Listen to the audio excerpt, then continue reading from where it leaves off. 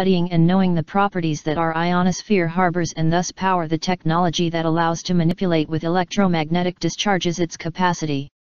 This could also favor radio communications and mapping and surveillance systems, creating an anti-missile shield to avoid possible nuclear attacks or a natural phenomenon, such as a meteor shower.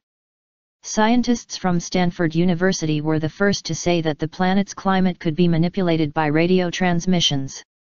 The HAARP can control the atmospheric resources. Among other things, it can also cause it to rain in greater or lesser amounts, create snowfall or hail, mists and storms of great formation. All this technology comes from military purposes.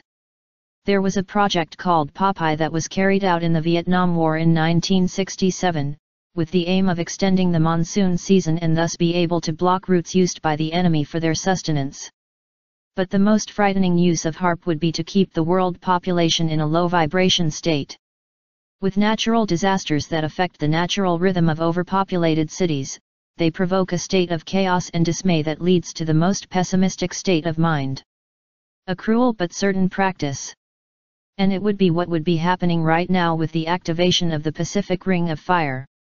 The Pacific Ring of Fire extends along the coasts of Chile, Peru, and Ecuador to the Aleutian Islands and islands of the eastern area of Russia, China or Japan, covering almost all of Central America, part of the United States, the Philippines, Indonesia, Australia, and New Zealand.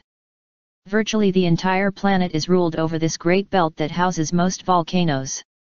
Another of the top-secret military programs in the United States would be emitting high-frequency electromagnetic waves directly into our ionosphere, thus modifying the climatic environment. This program was created in 1994 and